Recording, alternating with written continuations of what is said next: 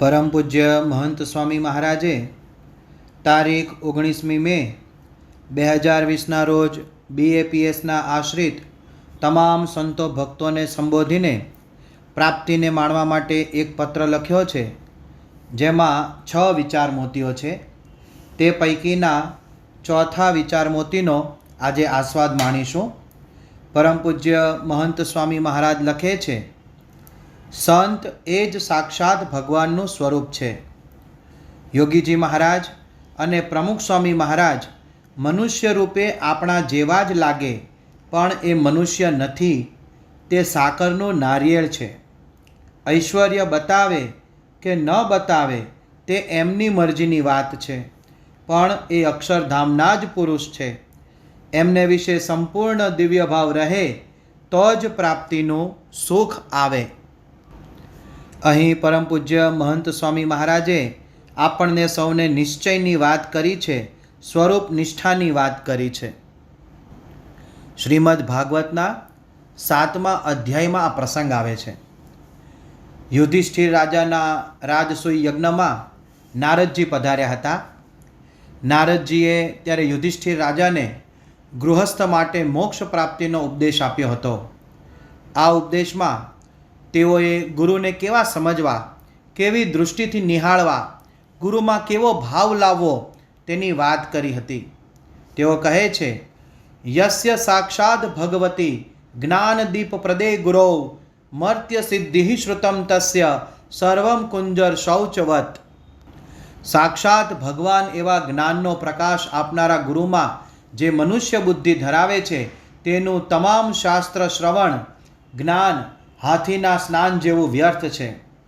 હાથી સ્નાન કરીને શુદ્ધ થયા બાદ પોતાની સૂંઢ વડે શરીર પર ધૂળ નાખે છે. તેથી સ્નાન કરવા છતાં હાથી પાછો અશુદ્ધ થઈ જાય છે. એ જ રીતે જે મનુષ્ય ગુરુમાં ભગવાનની ભાવનાને બદલે મનુષ્ય ભાવ કલ્પે છે, તેનું જ્ઞાન વ્યર્થ છે. એટલે કે ગુરુ સાક્ષાત ભગવાન પ્રગટ છે એવી દૃષ્ટિ અને એવો ભાવ ગુરુમાં રાખવો જોઈએ. આપણા સનાતન શાસ્ત્રોએ આપણને ગુરુ સાક્ષાત પરમ બ્રહ્મનો મંત્ર આપ્યો છે અને મહાભારત જેવા ઇતિહાસ ગ્રંથોએ પણ તે દૃઢાવ્યો છે. આ મંત્ર પ્રમુખ સ્વામી મહારાજે પોતાના જીવનમાં ચરિતાર્થ કર્યો છે. તેઓએ ગુરુને સાક્ષાત પરમાત્માના ભાવથી સેવ્યા છે અને એટલે જ તેઓ ગુરુમાં અખંડ નિર્દોષ ભાવ અને દિવ્ય બુદ્ધિ રાખી શક્યા. પરમ પૂજ્ય પ્રમુખ સ્વામી મહારાજે દીક્ષા લીધી ત્યાર પછી તરતના સમયની આ વાત છે. એકવાર ગોંડલમાં સ્વામીશ્રીને કોઈએ કહ્યું કે શાસ્ત્રીજી મહારાજ આવ્યા છે અને ઉપર ઠાકોરજીના દર્શને ગયા છે. પરમ પૂજ્ય પ્રમુખ સ્વામી મહારાજ ત્યાં ગયા તો ઘનશ્યામ મહારાજ સાક્ષાત સુખ શૈયામાં સદેહ વિરાજમાન હતા એવા દર્શન થયા. સ્વામીશ્રીએ પૂછ્યું, શાસ્ત્રીજી મહારાજ ક્યાં છે? ઘનશ્યામ મહારાજે કહ્યું, નીચે ગયા. તરત પરમ પૂજ્ય પ્રમુખ સ્વામી મહારાજ શાસ્ત્રીજી મહારાજને શોધવા નીચે દોડી આવ્યા, પણ શાસ્ત્રીજી મહારાજ ન મળ્યા. વળી પાછું કોકે કહ્યું કે ઉપર ગયા, એટલે સ્વામી બાપા ફરી ઉપર ઠાકોરજી પાસે ગયા. ત્યારે ઘનશ્યામ મહારાજ અને શાસ્ત્રીજી મહારાજ બંનેના દર્શન થયા અને બંને મૂર્તિ એકમેકમાં ભળી ગઈ. આવા દિવ્ય દર્શન થયા. આ પ્રસંગના સંદર્ભમાં સ્વામીશ્રીને એકવાર પ્રશ્ન પૂછ્યો કે સાક્ષાત ઘનશ્યામ મહારાજે મૂર્તિમાંથી પ્રગટ થઈ આપને દર્શન આપ્યા, તો આપ એમની સાથે વાત કરવા ન રોકાયા અને શાસ્ત્રીજી મહારાજના દર્શન માટે દોડી ગયા, એવું કેમ? ત્યારે સ્વામીશ્રીએ કહ્યું, ભગતજી મહારાજને શ્રીજી મહારાજે કહેલું કે સાધુ દેખાયા તો ભગવાન દેખાશે. મૂળ તો ગુરુની અંદર જ બધો ભાવ આવી ગયેલો, જુદા મનાયા જ નહોતા. તેથી તેમનામાં જ હેત પ્રેમ અને લગ્ની. એટલે આપણને થાય કે સ્વામીને મળીએ, તેમની સાથે વાતચીત કરીએ, એટલે ફક્ત સ્વામીની વાત પૂછીને દોડી ગયા, બીજી વાત કરવાની ન રહી. ગુરુમાં જ ભગવાનના દર્શન એવા ભાવથી પરમ પૂજ્ય પ્રમુખ સ્વામી મહારાજે ગુરુ શાસ્ત્રીજી મહારાજ સાથે જોડાયેલા. ગુણાતીતાનંદ સ્વામીએ તેમની વાતોમાં કહ્યું છે કે સ્વરૂપ નિષ્ઠા એ એકડો છે ને સાધન છે તે મીંડા છે. વળી બીજી એક વાતમાં કહ્યું છે કે ઉપાસનામાં ફેર પડે તો પ્રાપ્તિમાં ફેર પડે. ઉપાસનામાં કસર હોય તો ગર્ભવાસ ટળે નહીં. શ્રીજી મહારાજ વચનામૃત ગઢડા પ્રથમ 72માં કહે છે કે જેને ભગવાન ને ભગવાનના સંતને વિશે નિષ્ઠામાં જો કોઈ ફેર હોય તો ભગવાન તેનું રૂડું કરવાને ઈચ્છે તોય રૂડું થતું નથી. ઘોડો એકવાર કોઈને પોતાના દાંતથી પકડે પછી તેને ગમે તે મારો કરો તોય છોડે નહીં, પણ જો આંખમાં આંગળી ખોસો તો તરત છોડી દે. એમ ભગવાન જીવને કોઈ રીતે છોડે નહીં, પણ જો નિશ્ચયમાં કસર હોય તો ભગવાન લાચાર થઈ જાય છે. શ્રીજી મહારાજ વચનામૃત 55 કહે છે કે જો આવી રીતે ભગવાનને જાણ્યામાં જેને સંશય હોય ને તે ઉર્ધ્વ રહેતા નૈષ્ઠિક બ્રહ્મચારી હોય ને મહાત્યાગી હોય તો પણ તેનું કલ્યાણ થવું અતિ કઠણ છે.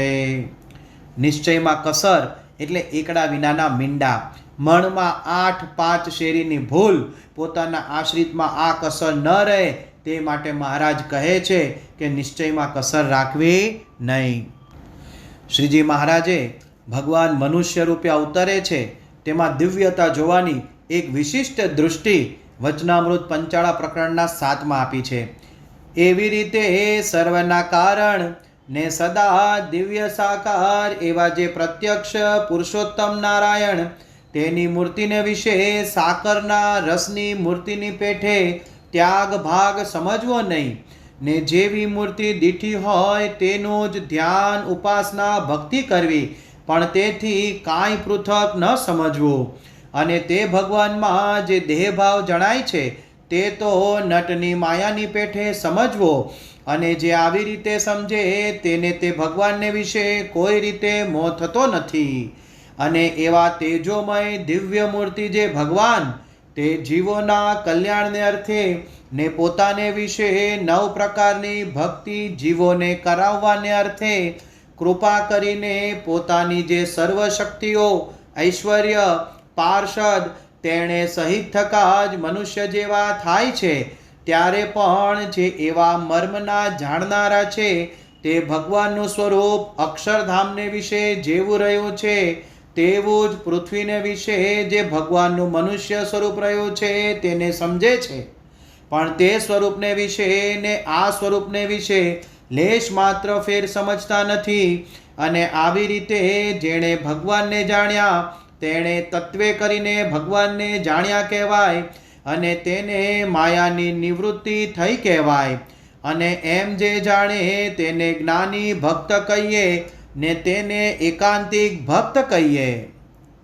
શ્રીજી મહારાજે અક્ષરધામના અધિપતિ એવા સર્વોપરી અને સદા દિવ્ય સાકાર મૂર્તિ પોતે જ છે એવો સંકેત કર્યો છે, અને છતી દેહે જ દિવ્ય થવાની માસ્ટર કી આપી છે. કોઈ માણસ તળાવમાં ડૂબતો હોય તે બચવા માટે હાથ પગ હલાવે, તેને તારવા માટે કોઈ અંદર પડે, તે પણ હાથ પગ જ હલાવતો હોય. કિનારે ઊભેલાને બે ડૂબતા હોય એવું લાગે, કારણ કે બેયની ક્રિયા સરખી છે, પરંતુ એ બેયમાં એક ડૂબે છે ને એક તારનારો છે. એમ ભગવાન મનુષ્ય જેવા થાય ત્યારે એમની બધી ક્રિયા મનુષ્ય જેવી જ હોય છે. અહીંથી જ મુશ્કેલીની શરૂઆત થાય છે. અહીં મહારાજે કહ્યું ને કે પ્રત્યક્ષ ભગવાનની મૂર્તિમાં ત્યાગ ભાગ નથી. ભગવાનની સમગ્ર મૂર્તિ દિવ્ય છે, નખ શીખ સુંદર છે. જેમ સાકરની મૂર્તિના બધા જ અંગો મધુર હોય તેમ, જેમ નાળિયેરના છોતરા, કાચલી, ગર્ભ અને પાણી જુદા કરી શકીએ છીએ, તેનો ત્યાગ ભાગ જોઈ શકાય છે, પરંતુ એ જ નાળિયેર સાકરનું બનાવ્યું હોય તો બધું જ મધુર. તેમ ભગવાનનું સ્વરૂપ સર્વાંગ દિવ્ય, આનંદમય અને કલ્યાણકારી છે. અહીં પરમ પૂજ્ય મહંત સ્વામી મહારાજ લખે છે કે ઐશ્વર્ય બતાવે કે ન બતાવે તે એમની મરજીની વાત છે, પણ એ અક્ષરધામના જ પુરુષ છે. ભગવાનના અખંડ ધારક સત્પુરુષના જે લક્ષણો શાસ્ત્રોમાં દર્શાવ્યા છે તે શાસ્ત્રીજી મહારાજમાં મૂર્તિમાન હતા. આવા ગુણાતીત સંતના વ્યક્તિત્વનું એક પાસું છે સામર્થ્ય અને ઐશ્વર્ય. લોકની દૃષ્ટિએ જેને ચમત્કાર કહેવાય છે તેવું ઐશ્વર્ય, અશક્યને શક્ય બનાવવાનું સામર્થ્ય ગુણાતીત સંતને સહજ હોય છે. ભગવાન સ્વામિનારાયણ વચનામૃત ગઢડા પ્રથમ 27 કહે છે કે ધર્મ જ્ઞાન વૈરાગ્ય આદિક અનંત શુભ ગુણે યુક્ત જે ભક્ત તે ભગવાનને પ્રતાપે કરીને અનંત પ્રકારના ઐશ્વર્યને પામે છે ને અનંત જીવનો ઉદ્ધાર કરે છે. એવા સંત તો સમગ્ર બ્રહ્માંડના આધારરૂપ છે. ગુણાતીત સંત આ લોકમાં પોતાના ઐશ્વર્યનો પ્રભાવ દાબીને વર્તે છે. તેમ છતાં પ્રસંગોપાત તેઓનું ઐશ્વર્ય પ્રગટ થઈ આવે છે અને અનેક મુમુક્ષુઓને વિવિધ રૂપે તેનો અનુભવ થાય છે. શાસ્ત્રીજી મહારાજ ગુણાતીત સંત હતા. તેઓના ઐશ્વર્યનો અનુભવ અનેક લોકોએ કર્યો હતો. તેનું એક આખું પુસ્તક લખી શકાય તેમ છે. સંવત 1994માં શાસ્ત્રીજી મહારાજ ગોંડલમાં બિરાજમાન હતા ત્યારે પૂનાના તદ્દન નવા હરિભક્ત ભગવાન દાસભાઈ ત્યાં પધાર્યા. તેઓએ ઠાકોરજી પાસે મનોમન 2 સંકલ્પો કર્યા કે પૂનામાં મંદિર થાય તે માટે સ્વામીશ્રી આશીર્વાદ આપે અને મને શ્રીજી મહારાજના દર્શન થાય તો જ જમવું, નહીં તો ઉપવાસ કરવા. શાસ્ત્રીજી મહારાજ પારાયણમાં કથા વાંચતા હતા. અચાનક તેમને શાસ્ત્રીજી મહારાજને સ્થાને શ્રીજી મહારાજ કથા વાંચતા હોય તેવા દર્શન થયા. તેમણે બાજુમાં બેઠેલા ગિરધરભાઈને આ વાત કરી. કથા બાદ સ્વામીશ્રી પાસે તેઓ આવ્યા. સ્વામીશ્રીએ આશીર્વાદ આપી હસતા હસતા કહ્યું, મહારાજે તમારો સંકલ્પ પૂરો કર્યો છે, માટે હવે જમી લો અને આવું અનશન વ્રત લેવાનો નિયમ હવે પછી નહીં રાખતા, એમ કહી તેમના 3 દિવસના ઉપવાસ છોડાવ્યા. આવા સત્પુરુષને પ્રકૃતિ પરનું નિયમન સહજ હોય છે.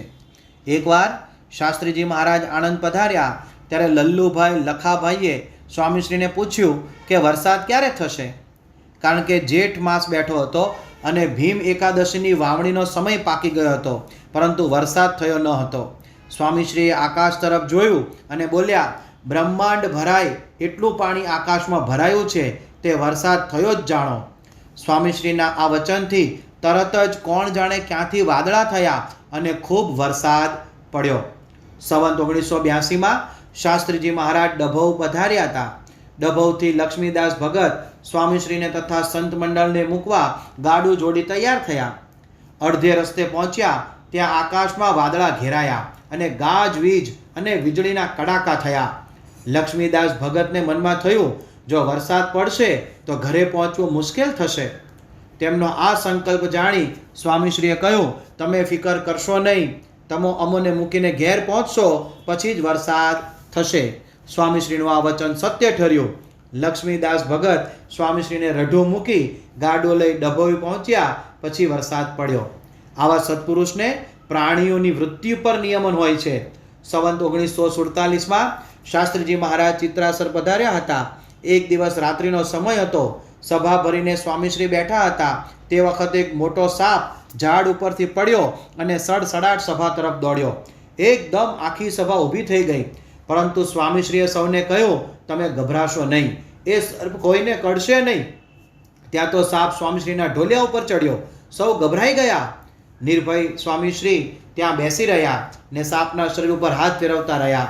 સ્વામીશ્રીના દિવ્ય અને પ્રેમાળ સ્પર્શથી તે શાંત થઈ ગયો. થોડી વારે સ્વામીશ્રી બોલ્યા, હવે જાઓ, અને તરત જ સાપ નીચે ઉતરી ગયો અને અદૃશ્ય થઈ ગયો. વળી પરમ પૂજ્ય મહંત સ્વામી મહારાજ લખે છે, એમને વિશે સંપૂર્ણ દિવ્ય ભાવ રહે તો જ પ્રાપ્તિનું સુખ આવે. યોગીજી મહારાજને કોઈએ કહ્યું, શાસ્ત્રીજી મહારાજના અક્ષર ગરબડિયા, ઉકલે જ નહીં. તો યોગીજી મહારાજ કે, ગુરુ એમ ન કહેવાય, શાસ્ત્રીજી મહારાજના અક્ષર તો બહુ સારા, આ તો આપણને વાંચતા નથી આવડતું. ગુણાતીતાનંદ સ્વામીની વાત છે, દિવ્ય ભાવ મનુષ્ય ભાવ એક સમજાય એટલે બધું જ થઈ રહ્યું. પ્રમુખ સ્વામી મહારાજને કોઈએ પૂછ્યું, તમને શાસ્ત્રીજી મહારાજની કઈ ક્રિયા ગમતી? ત્યારે પ્રમુખ સ્વામી મહારાજ બોલ્યા, બધી જ દિવ્ય હતી ને ગમતી. આ ન સમજાય તો માયા કહેવાય.